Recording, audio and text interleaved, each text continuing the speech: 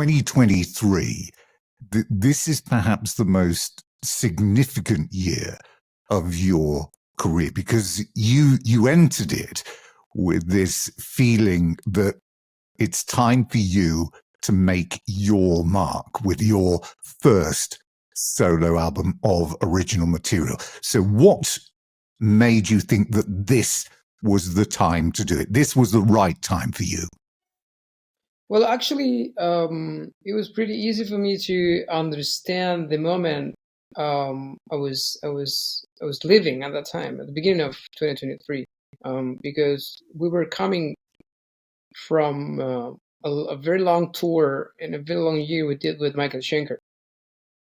We were working together for 2 or 3 years, and at the end of 2022 we did a very long tour in the US, coast to coast, and way back to the middle of the country. So it was we did like 28 shows in 6 weeks, something like that.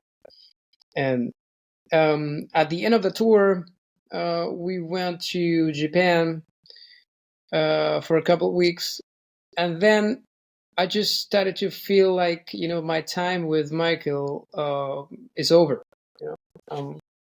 and then brings me a lot of memories, even from Richie Blackmore and all that period with Rainbow.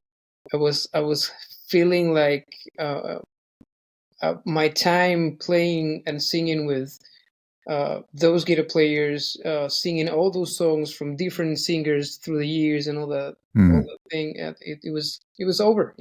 I didn't feel the excitement anymore. Yeah. So after that decision was made, or you made that decision, what were your original thoughts when you came to putting the band together? Because you've worked with so many musicians in the last 13 years. I mean, you could have literally called up anybody, but you avoided the supergroup thing. No. So you went back to basics. Yeah, absolutely. For me, it was pretty clear because, as you mentioned, I played with many great musicians through the years. But there was something like I always missed working with all those great guys. Because I mean, it's not because they're bad people, but it's you never become to develop a friendship with them.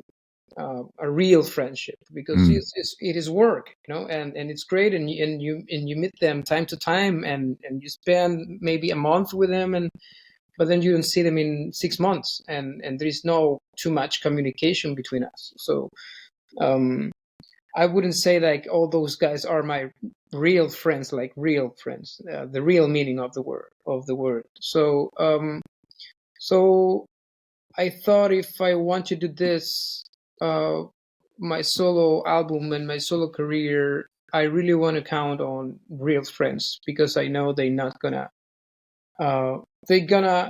disappoint me in any aspect. So was there a danger in doing this with friends that you've moved on considerably, and your friends, obviously you've worked with over the years, they come in and they may be not at the level that you want them to be at. So you have to communicate very early on, look guys, this is what I want.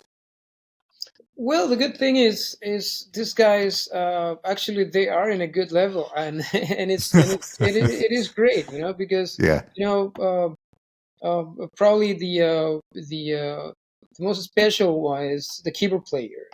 Fran is a guy I met when I moved to Madrid from Chile. It was in the first band that I've been on in Spain in 2009, when I moved from South America, and became friends since then. And he was always, even when I started this professional career and with Rainbow and all these great famous artists and all this stuff, he was always like a fan of my career. He was a friend. He was really happy of what I was achieving. So Yeah. that's very important. But yeah, and he's a great musician. You know, it's a great keyboard player. It's a great musician. So and it's the same thing with the rest of the guys. You know, Andy, who is the co-producer of the album, is the drummer, and I worked with him since Lords of Black. So I know the capabilities of any of them, and that's why I picked them, especially for this. So when it came to deciding or identifying what this album would be, you said that it's going to be in the style of Dio's Holy Diver, Last in Line, maybe a bit of Sabbath. Yeah. You have to get your own self on it as well, don't you? You have to make this a Ronnie album, Yeah. not a Dio or a Sabbath thing.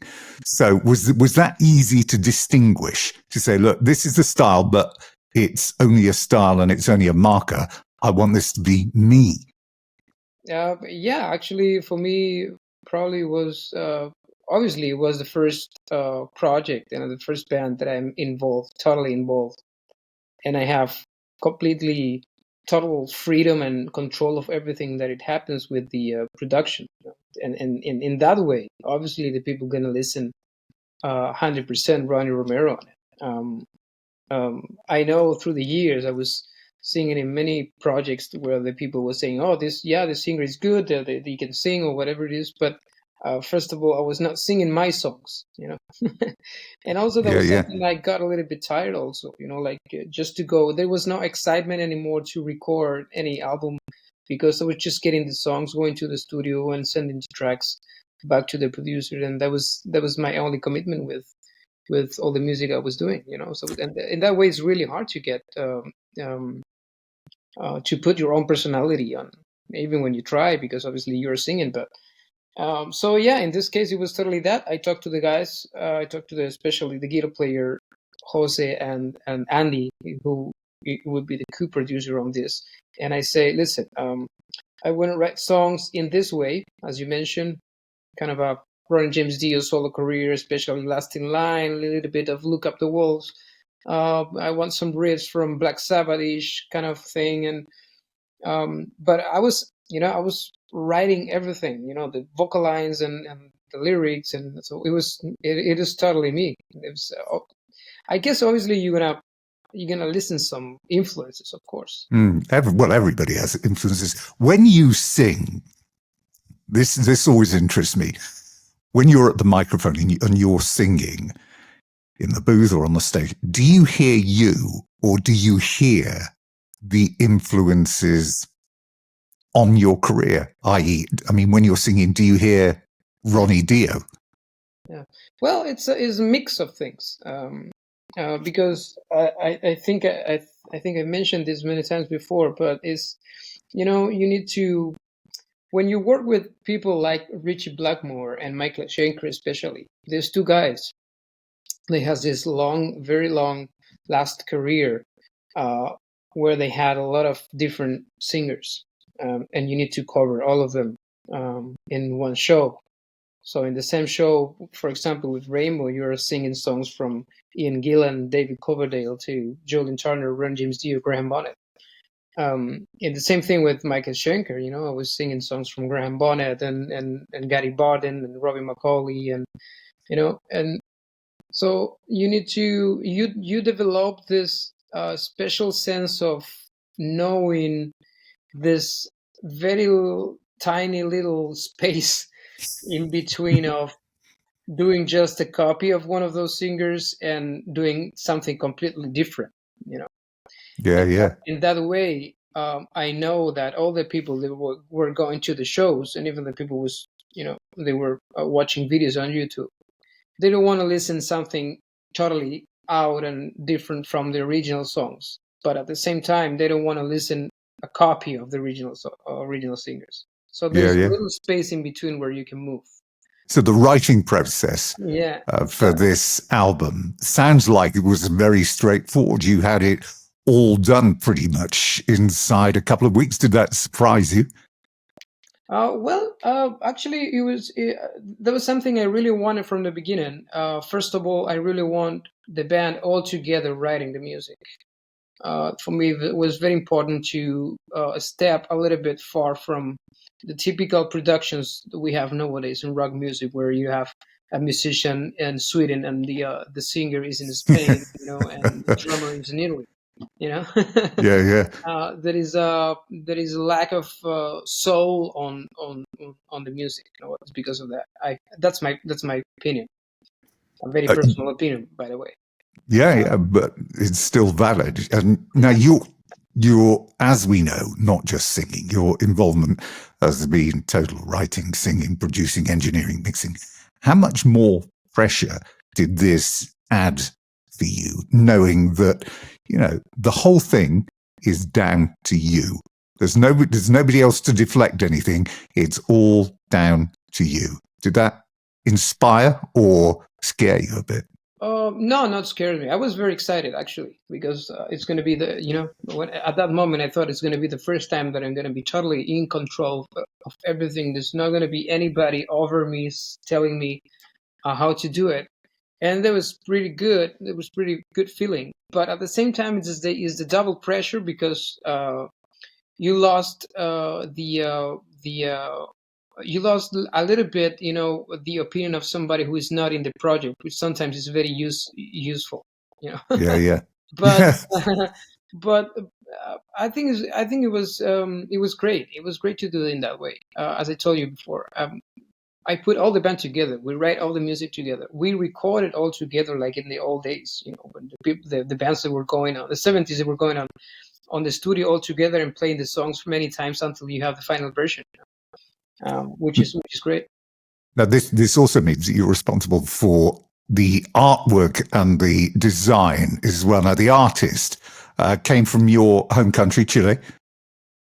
Yeah, exactly. Yeah, there was I really want to do something different, and I found this guy because a friend of mine told me there is this guy and he can do this. Is like a hand drawing kind of things, and it digitalized after, but it's all hand drawing.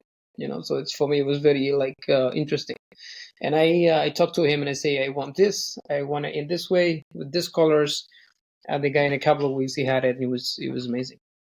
So when you sat with the completed product, it's all there, and you listened back for the first time, what was your immediate emotions? Because this is a big day. It's a big moment, because this is yours. This is your project that's now being completed, and you're sat there listening for the first time. What did you think? Well, because how I am, it was totally a disaster, I would say. Yeah, because I really wanted to go back to the studio immediately to fix a couple of things. But it's always like that with me. I always do the things, and then I'm start to listen the master, and I start to listen many times in the car, and you listen in the house, and you're listening your headphones and all the stuff. You need to listen in different ambience and all this stuff, because you need to figure it out, how does it work for different people, because not everybody listen to music in the same way.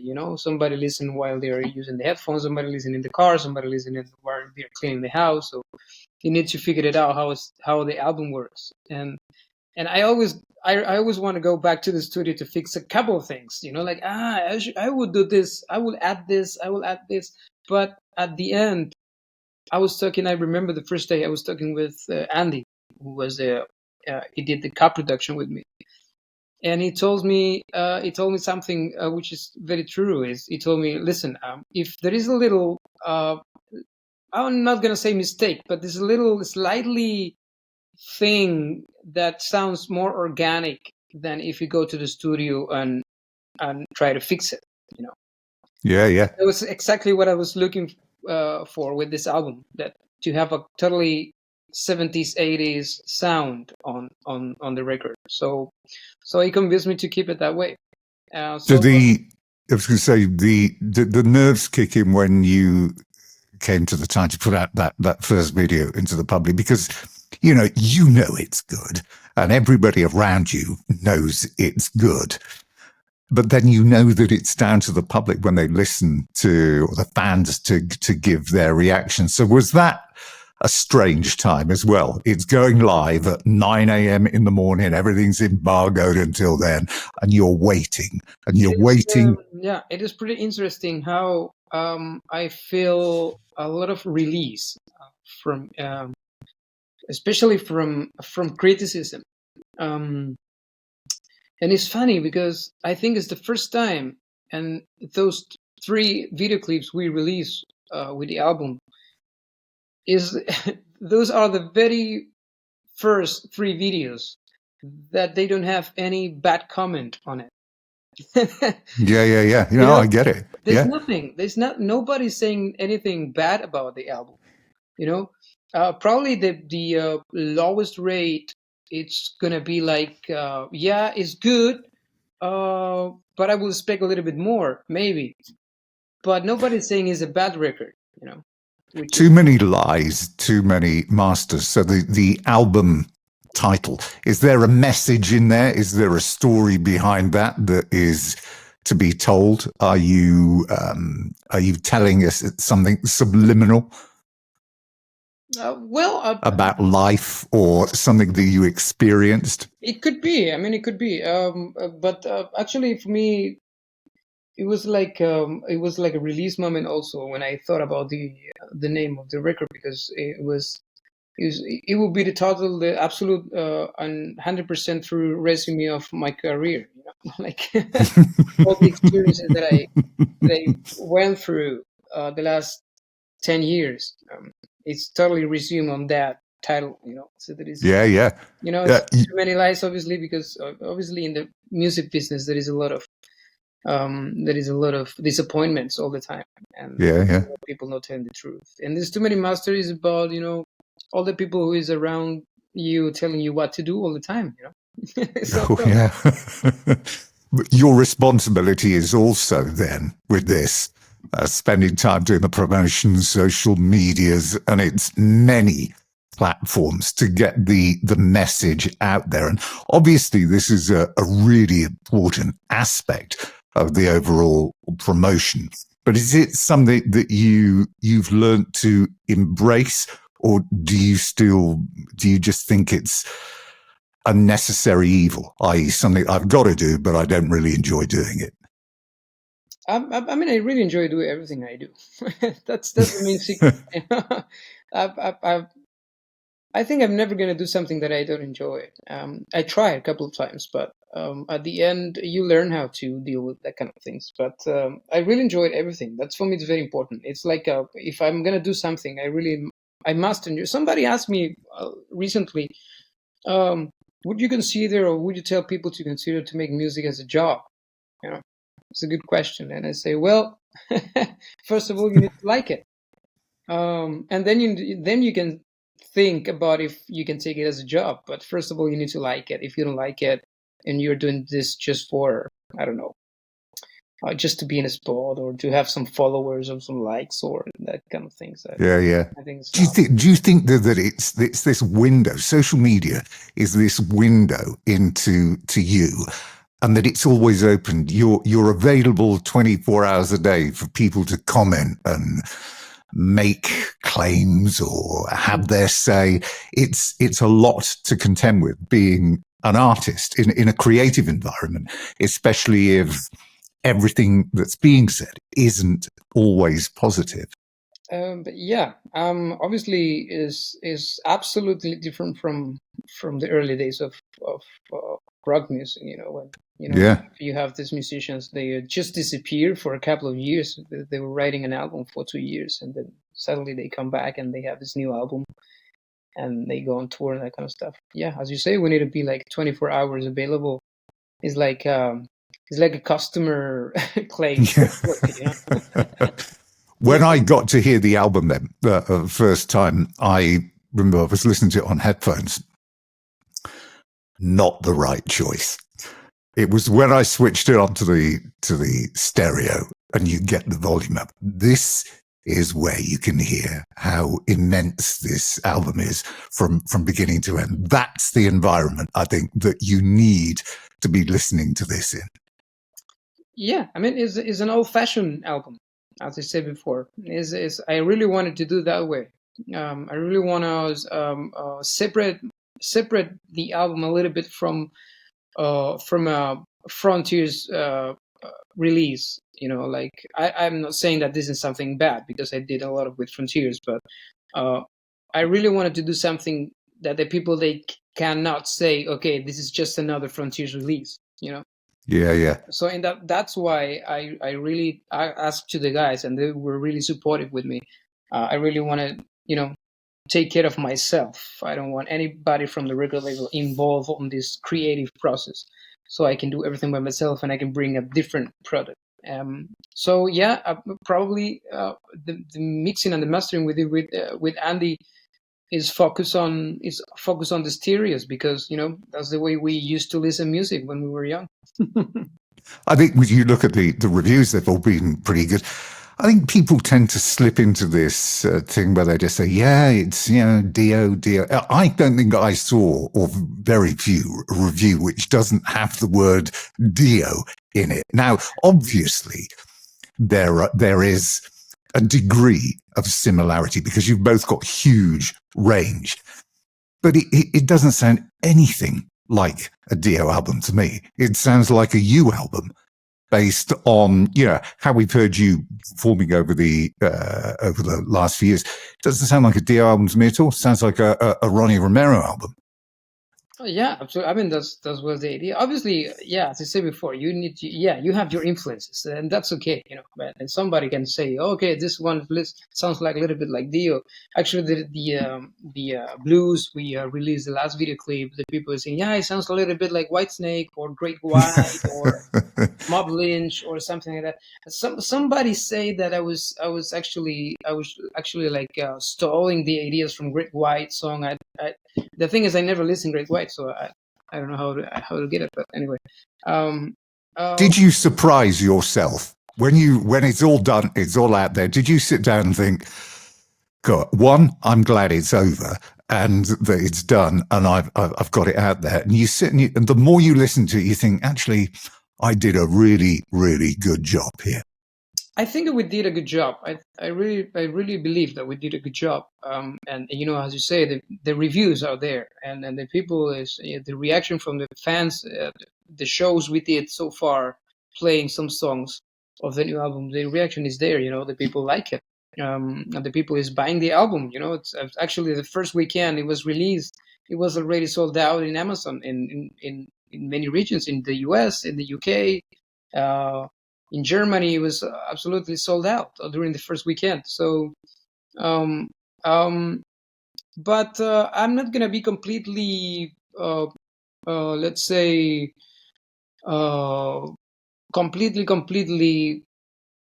good with the album until we go on tour and we play the songs, because I made the songs to be played live.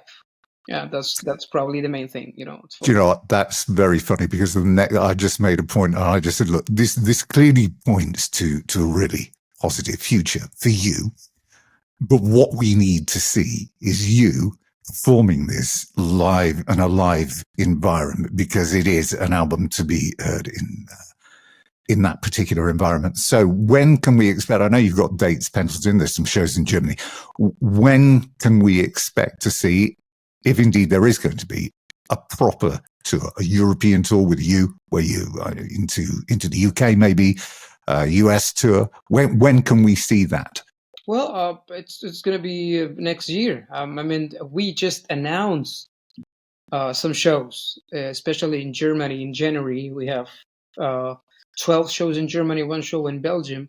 But we still need to announce a lot of things on the first half of 2024. Yeah.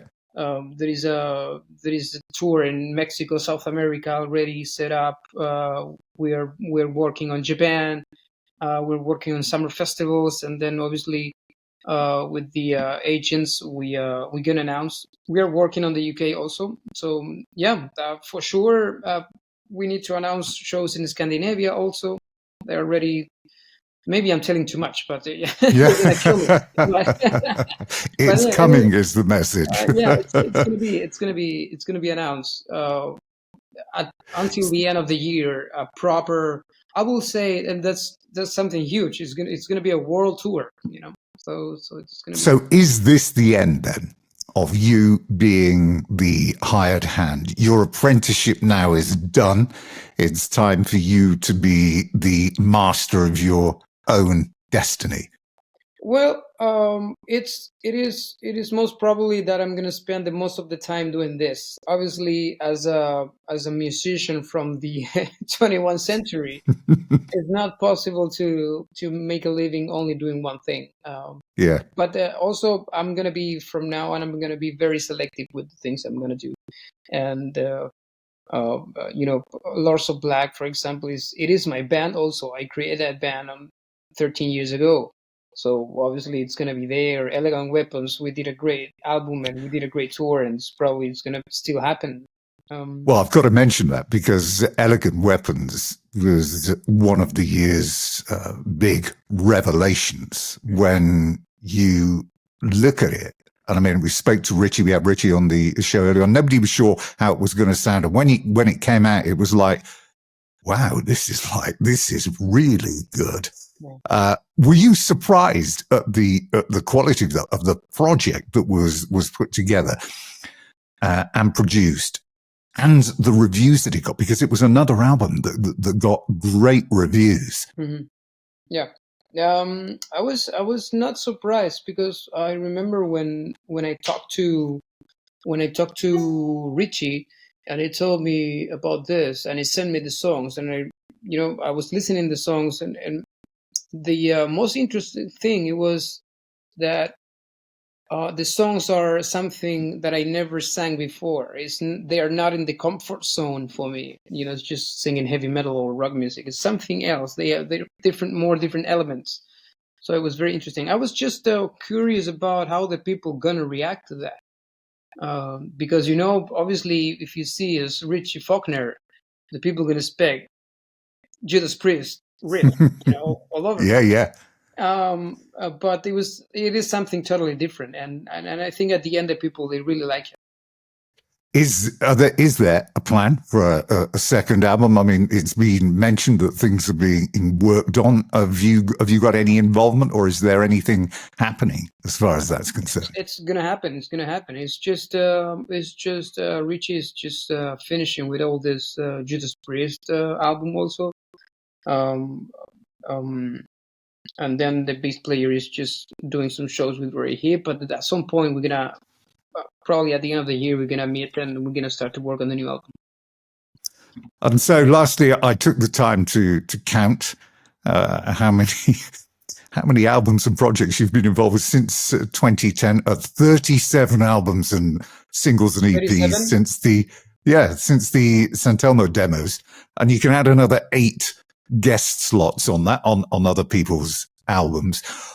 That is some work rate.